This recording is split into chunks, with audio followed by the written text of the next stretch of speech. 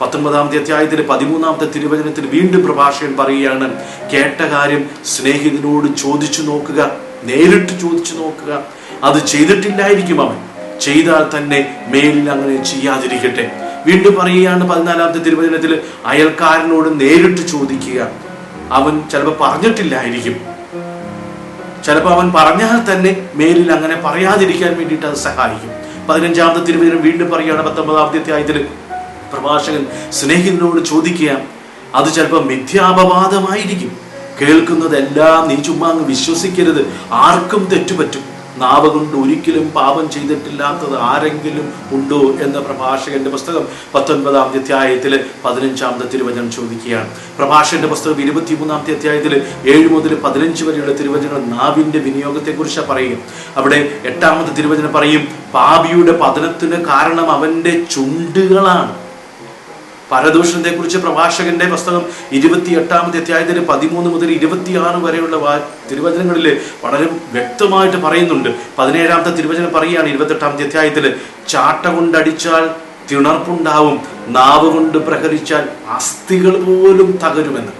18-ാമത്തെ തിരുവചനം പറയുന്നു, വാൾത്തല അനേകരെ വീഴ്ത്തിയിട്ടുണ്ട്, നാവ് കൊണ്ട് വീഴ്ത്തപ്പെട്ടവർ അതിലുമേറെയാണ് എന്ന്. പ്രഭാഷകന്റെ പുസ്തകം 28-ാമത്തെ അധ്യായത്തിൽ 25-ഉം 26-ഉം തിരുവചനങ്ങൾ പറയുന്നു, വാക്ക് അളന്നു തൂക്കി ഉപയോഗിക്കുക, വായ്ക്ക് വാതിലും പൂട്ടും നിർമ്മിക്കുക, നിനക്ക് വേണ്ടി പതിയിരിക്കുന്നവരുടെ മുമ്പിൽ ചെന്ന് വീഴാതിരിക്കണമെങ്കിൽ നാവ് കൊണ്ട് തെറ്റ് ചെയ്യാതിരിക്കുക എന്ന് പ്രഭാഷകൻ നമ്മളെ വീണ്ടും വീണ്ടും ഓർമ്മിപ്പിക്കുകയാണ്. യാക്കോബിന്റെ ലേഖനത്തില് 3-ാമത്തെ അധ്യായം വളരെ മനോഹരമായി നാവിന്റെ ഉപയോഗത്തെ കുറിച്ച് പറയുന്നുണ്ട്. 3-ാമത്തെ അധ്യായം 1 മുതൽ 12 വരെയുള്ള തിരുവചനങ്ങൾ എടുത്തു നോക്കിയാൽ നാവിന്റെ ദുരുപയോഗത്തെ കുറിച്ച് അവിടെ പറയുക. 3-ാമത്തെ അധ്യായത്തിൽ 2-ാമത്തെ തിരുവചനം പറയുന്നു, സംസാരത്തിൽ തെറ്റുവരാത്ത ഏവനും പൂർണ്ണനാണ് എന്ന്. നമ്മൾ ഒരു ഡോക്ടറിനെ കാണാൻ പോയി കഴിഞ്ഞാൽ ആദ്യം ഡോക്ടർ എന്താ പറയുന്നത്, നിന്റെ നാവൊന്ന് നീട്ടുകയെ, ഞാനൊന്ന് നോക്കട്ടെ എന്ന്. അങ്ങനെ നാവ് നോക്കിയാണ് ഒരു ഡോക്ടർ പോലും നമ്മുടെ രോഗത്തിന്റെ കാരണങ്ങളും കാര്യകാരണങ്ങളും എല്ലാം നിർണ്ണയിക്കാൻ കഴിയും ഒരുവന്റെ നാവ് നോക്കിയാൽ. അതുപോലെ തന്നെ നമ്മുടെ മനസ്സിന്റെ ഉള്ളും നോക്കിയാൽ നമ്മുടെ നാവ്, നമ്മൾ പുറത്തേക്ക് വരുന്ന നാവിൽ നിന്ന് പുറത്തേക്ക് വരുന്ന കാര്യങ്ങൾ കണ്ടു കഴിഞ്ഞാൽ അറിയാം എത്ര വിശുദ്ധനായ ഒരു വ്യക്തിയാണ്, മാന്യനായ വ്യക്തിയാണ്, ഒരു വിഡ്ഢിയാണോ ഇവനെന്ന്. മത്തായിയുടെ സുവിശേഷം 12-ാം അധ്യായത്തില് 34-ാമത്തെ തിരുവചനം പറയുന്നുണ്ട്, ഹൃദയത്തിന്റെ നിറവിൽ നിന്നാണല്ലോ അധരം സംസാരിക്കുന്നത്. നമ്മുടെ സംസാരങ്ങളെ കൊണ്ട് മറ്റുള്ളവർക്ക് നമ്മളെ മനസ്സിലാക്കി എടുക്കാൻ പറ്റും നമ്മൾ എങ്ങനെയുള്ള വ്യക്തിയാണ് എന്ന്. യാക്കോബിന്റെ ലേഖനത്തില് 3-ാമത്തെ അധ്യായത്തില് നമ്മൾ 3-4 തിരുവചനങ്ങളില് നാവിന്റെ ശക്തിയെക്കുറിച്ച് പറയുന്ന ഇതാണ്, ദ പവർ ടു കൺട്രോൾ. സുഭാഷിതത്തിലെ 15-ാമത്തെ അധ്യായത്തില് 4-ാമത്തെ തിരുവചനം പറയുന്നു, സൗമ്യന്റെ വാക്ക് ജീവന്റെ വൃക്ഷമാണ്. നമ്മൾ എന്തു പറയുന്നതിന് മുമ്പ് ഒരു ചെറിയ ഫോർമുല നമുക്ക് പ്രവർത്തിക്കാൻ പറ്റുമെങ്കിൽ, നമുക്ക് ചിന്തിക്കാൻ പറ്റുമെങ്കിൽ, പറയുന്നതിന് മുമ്പ് തിങ്ക് എന്നുള്ള ഇംഗ്ലീഷ് വാക്ക് ഒന്ന് മനസ്സിൽ ധ്യാനിക്കാൻ പറ്റിയാൽ നമുക്കത് ഒത്തിരി മാറ്റങ്ങൾ ഉണ്ടാവും. തിങ്ക് എന്ന വാക്കിന്റെ ഓരോ അക്ഷരങ്ങളും എടുത്തു നോക്കിയാൽ അതിൽ കുറെ ക്വാളിറ്റീസ് ഉണ്ട്. T is it true. നമ്മൾ ഓരോ വാക്ക് പറയുന്നതിനും ചിന്തിക്കുന്നതിനും പറയുന്നതിനൊക്കെ മുമ്പായിട്ട് ഒന്ന് വാക്ക് ചിന്തിക്കുകയാണ്. T is it true. H, is it helpful? I, is it inspiring? N, is it necessary? K, is it kind? ഇങ്ങനെ തിങ്ക് എന്നുള്ള വാക്കിന്റെ അക്ഷരത്തിൽ ഒന്ന് ചിന്തിച്ചു നോക്കിയാൽ, is it true, is it helpful, is it inspiring, is it necessary, is it kind. ഇത് സത്യമാണോ, ഇത് നമുക്ക് എന്തെങ്കിലും ഗുണമുള്ളതാണോ, ഇത് വളർത്തുന്നതാണോ, എന്നെ തളർത്തുന്നതാണോ, ഇത് ആവശ്യമാണോ ഞാൻ പറയേണ്ടത്, ഇത് ദയയുള്ളതാണോ എന്നുള്ള ആ ഒരു English walk think. Is it true, is it helpful, is it inspiring, is it necessary, is it kind. ആ തിങ്ക് എന്നുള്ള ഇംഗ്ലീഷ് വാക്കിന്റെ ഒരു ചിന്ത. രണ്ടാമത്തെ, നാവിന്റെ ശക്തി, ദ പവർ ടു ഡിസ്ട്രോയ്. നാവിന് നമുക്ക് എല്ലാവർക്കും അറിയാം, ചിലർ പറഞ്ഞ് ശപിച്ചങ്ങ് കളയും പലരെ. നാവിന്റെ രണ്ടാമത്തെ ശക്തി അതിന് നശിപ്പിക്കാനുള്ള കഴിവാണ്. യാക്കോബിന്റെ 3-ാമത്തെ ലേഖനത്തിൽ 5-8 തിരുവചനങ്ങളില് നാവിന് തീയോട് ഉപമിച്ചിരിക്കുകയാണ്. തീയാണ്, ഒരു കാടിനെ മുഴുവൻ നശിപ്പിച്ചു കളയാൻ അത് മതി എന്നാണ് പറയുന്നത്. ഒരു ചെറിയ തീപ്പൊരി മതിയെന്ന്. നാവിനെ നിയന്ത്രിക്കണമെങ്കിൽ ഹൃദയത്തിൽ നിന്ന് തന്നെ നമ്മൾ തുടങ്ങണം. 3-ാമത്തെ ശക്തി അത് അനുഗ്രഹിക്കാനുള്ള കഴിവ്, positive, the power to bless. അതാ നമ്മൾ ഉപയോഗിക്കേണ്ടേ. നമ്മുടെ തീരുമാനമാണ് നമ്മൾ പണിതുയർത്തേണ്ടത്. അത് നശിപ്പിക്കാനുള്ളതല്ല, മുറിപ്പെടുത്താനുള്ളതല്ല, അത് വെച്ചു കിട്ടാനും മറ്റുള്ളവരെ വളർത്താനുമുള്ള ഒരു തീരുമാനം നമ്മൾ എടുക്കണം. നമ്മൾ തന്നെ തീരുമാനമാണ് ജീവിക്കാനുള്ള ഒരു ശക്തി. ഇത് മറ്റുള്ളവരെ സ്നേഹിക്കാനുള്ളതാണ്. എൻ്റെ വചനങ്ങളെ കൊണ്ട്, എൻ്റെ പ്രവർത്തികളെ കൊണ്ട്, എൻ്റെ സംസാരങ്ങൾ കൊണ്ട് മറ്റുള്ളവർ വളർന്നു വരണം. അത് മറ്റുള്ളവർക്ക് കനിവുള്ളതാകണം എന്നുള്ള ഒരു ചിന്ത നമുക്കുണ്ടാകും. സുഭാഷിതത്തിൽ 18-ാമത്തെ അധ്യായത്തിൽ 21-ാമത്തെ തിരുവചനം നമുക്കിങ്ങനെ വായിക്കുന്നു: ജീവനെ നശിപ്പിക്കുവാനും പുലർത്താനും നാവിന് കഴിയും എന്ന്. ജീവനെ നശിപ്പിക്കാനും പുലർത്താനും നാവിന് കഴിയും. തിമോത്തിക്ക് എഴുതിയ 2-ാമത്തെ ലേഖനത്തിൽ 2-ാമത്തെ അധ്യായം 23-24 തിരുവചനം നമ്മൾ ഇങ്ങനെയാണ് വായിക്കുക: മൂഢവും ബാലിശവുമായ വാദപ്രതിവാദത്തിൽ ഏർപ്പെടരുത് നീ, അവ കലഹങ്ങൾക്കിടയാക്കുമെന്ന് നിനക്കറിയാമല്ലോ. കർത്താവിന്റെ ദാസൻ കലഹപ്രിയനായിരിക്കരുത്.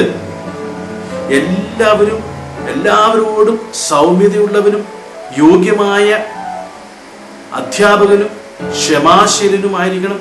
എതിർക്കുന്നവരെ അവൻ സൗമ്യതയോടെ തിരുത്തണം. കാരണം എന്താ? കർത്താവിന്റെ ദാസനാണ് നീ കലഹപ്രിയനാകരുത്.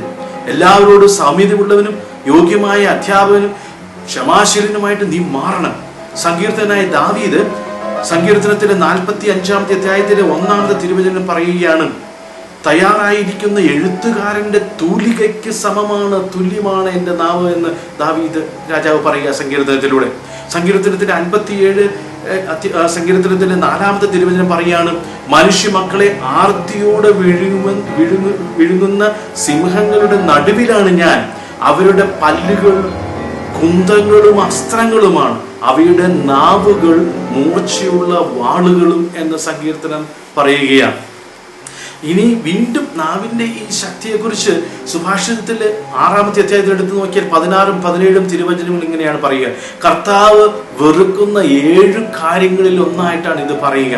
അത് പറയുകയാണ്, കർത്താവ് വെറുക്കുന്ന 7 കാര്യങ്ങളെ കുറിച്ച് പറയുന്നു: ഗർവ് കലർന്ന കണ്ണ്, വ്യാജം പറയുന്ന നാവ്, നിഷ്കളങ്കമാരുടെ രക്തം ചൊരിയുന്ന കൈ, ദുഷ്പ്രവൃത്തികൾ നനയ്ക്കുന്ന ഹൃദയം, തിന്മയിലേക്ക് പായുന്ന പാദങ്ങൾ, അസത്യം പറഞ്ഞ് കൂട്ടുന്ന കള്ളസാക്ഷി, സഹോദരങ്ങൾക്കിടയിൽ ഭിന്നത വിതയ്ക്കുന്നവൻ. ഇതെല്ലാം നാവിന് ഒരു ചെറിയ റോളുണ്ട് എന്ന് മറന്നു പോകരുത്. ജെറമ്യാ പ്രവാചകൻ പറയുന്നുണ്ട് 9-ാമത്തെ അധ്യായത്തിൽ 8-ാമത്തെ തിരുവചനം: അവരുടെ നാവ് മാരകമായ അസ്ത്രമാണ്, അത് വഞ്ചന പൊഴിക്കുന്നു. അയൽക്കാരനോട് സൗഹാർദ്ദമായി സംസാരിക്കുമ്പോഴും അവർ തങ്ങളുടെ ഹൃദയത്തില് കെണിയൊരുക്കുകയാണ് എന്ന് ജെറമ്യാ പ്രവാചകൻ 9:8 പറയുന്നു. യാക്കോബിന്റെ ലേഖനത്തിൽ വീണ്ടും 3-ാമത്തെ അധ്യായത്തിൽ 6-ാമത്തെ തിരുവചനം പറയുന്നു: നാവിന് തീയായിട്ടാണ് അവിടെ പറയുക. ബെഞ്ചമിൻ ഫ്രാങ്ക്ലിൻ പറഞ്ഞു വെച്ച ഒരു കാര്യമുണ്ട്: കാലിടറുന്നതിന്റെ പ്രത്യാഘാതങ്ങള് വളരെ വേഗം സുഖപ്പെടാൻ പറ്റും. ഒരാൾ കാല് തട്ടി വീണാൽ പെട്ടെന്ന് അത് സുഖപ്പെടും. പക്ഷെ നാവിന്റെ ഇടർച്ചകൾ കൊണ്ട് സംഭവിച്ച മുറിവുകൾ പെട്ടെന്ന് സുഖപ്പെടുത്താനാവില്ല എന്ന് ബെഞ്ചമിൻ ഫ്രാങ്ക്ലിൻ പറയുകയാണ്. A slip of food you may soon recover, but a slip of tongue you may never get over എന്നാണ് അദ്ദേഹം പറയുക. ഒരു പ്രോവർബ് പറയാറുണ്ട്: Lord remind us often that a gossip mouth is the devil's mailbag. കർത്താവേ, ഒരു നിർദോഷകന്റെ കുറ്റം പറയുന്നവന്റെയും പരദോഷണം പറയുന്നവന്റെയും നാവ് സാത്താന്റെ എഴുത്തുപെട്ടിയാണെന്നുള്ള കാര്യം നീ എന്നെ ഇടയ്ക്കിടയ്ക്ക് എന്നെ ഓർമ്മിപ്പിച്ചേക്കണേ എന്നുള്ള ഒരു പ്രാർത്ഥന. യാക്കോബിന്റെ ലേഖനത്തിൽ 1-ാമത്തെ അധ്യായത്തിൽ 26-ാമത്തെ തിരുവചനം പറയുന്നു: താൻ ദൈവഭക്തനാണെന്ന് ഒരുവൻ വിചാരിക്കുകയും തന്റെ നാവിനെ നിയന്ത്രിക്കാത്ത ഹൃദയത്തെ വഞ്ചിക്കുകയും ചെയ്താൽ അവന്റെ ഭക്തി വ്യർത്ഥമത്രേ. പത്രോസ്ലീഹായുടെ 1-ാമത്തെ ലേഖനത്തിൽ നമ്മൾ കണ്ടു. 3-ാമത്തെ അധ്യായം 10-ാമത്തെ തിരുവചനം: ജീവിതത്തെ സ്നേഹിക്കുകയും നല്ല ദിവസങ്ങളെ കാണാൻ നീ ആഗ്രഹിക്കുകയും ചെയ്യുന്നെങ്കിൽ തിന്മയിൽ നിന്ന് തന്റെ നാവിനെയും വ്യാജം പറയുന്നതിന് തന്റെ അധരത്തെയും നിയന്ത്രിക്കട്ടെ എന്ന്. യോഹന്നാന്റെ 1-ാമത്തെ ലേഖനത്തിൽ 3-ാമത്തെ അധ്യായത്തിൽ 18-ാമത്തെ തിരുവചനം പറയുന്ന: കുഞ്ഞുമക്കളെ, വാക്കിലും സംസാരത്തിലുമല്ല നാം സ്നേഹിക്കേണ്ടത്, പ്രവൃത്തിയിലും സത്യത്തിലുമാണ്. സോക്രട്ടീസ് പറഞ്ഞ ഒരു കാര്യം കൊണ്ട് ഞാൻ നിർത്തുകയാണ്. സോക്രട്ടീസ് പറഞ്ഞത് ഓർമ്മയുണ്ടല്ലോ: nature has given us 2 ears, 2 eyes, but only 1 tongue, to the end that we should hear and see more than we speak. പ്രകൃതി നമുക്ക് 2 ചെവികളും 2 കണ്ണുകളും തന്നിട്ടുണ്ടെങ്കിലും ഒരു നാവ് മാത്രമേ തന്നിട്ടുള്ളൂ. അതിനാൽ നമ്മൾ പറയുന്നതിൽ തിടുക്കം കാണിക്കുന്നവരാകാതെ കേൾക്കുന്നതിലും കാണുന്നതിലും കൂടുതൽ തിടുക്കം കാണിക്കാൻ വേണ്ടി പരിശ്രമിക്കുക. Nature has given us 2 ears, 2 eyes, but 1 tongue, to the end that we should hear and see more than we speak. കർത്താവായ ഈശോയെ, ഞങ്ങളുടെ നാവിനെ നിയന്ത്രിക്കാനുള്ള ശക്തി ഞങ്ങൾക്ക് തരണമേ. നാവിനെ പൂട്ടിട്ട് സൂക്ഷിക്കുന്നവൻ ഈ ലോകത്തെ കീഴടക്കിയവന് തുല്യമാണെന്ന് ഞങ്ങൾ അറിയുന്നു. കർത്താവായ യേശുവേ, ഞങ്ങളുടെ നാവിനെ നിയന്ത്രിക്കാത്തവൻ പിശാചിന്റെ കൂടെയാണെന്നുള്ള ബോധ്യത്തോട് ഞങ്ങളെ വല്ലപ്പോഴും ഒന്ന് ഓർമ്മിപ്പിച്ച് തരണമേ. ഞങ്ങളുടെ ഹൃദയങ്ങളെ ശക്തിയോടുകൂടി അങ്ങയെ സ്മരിക്കുവാൻ ഞങ്ങളുടെ നാവിനെ നിയന്ത്രിച്ചുകൊണ്ട് കർത്താവിൻ്റെ വചനങ്ങൾ മനസ്സിൽ ഉരുവിട്ട് ജീവിക്കാനുള്ള ശക്തി ഞങ്ങൾക്ക് തരണമേ. നിത്യപിതാവും പുത്രനും പരിശുദ്ധാത്മാവുമായി സർവേശ്വരൻ. ആമേൻ. ഈശോ മിശിഹായ്ക്ക് സ്തുതിയായിരിക്കട്ടെ.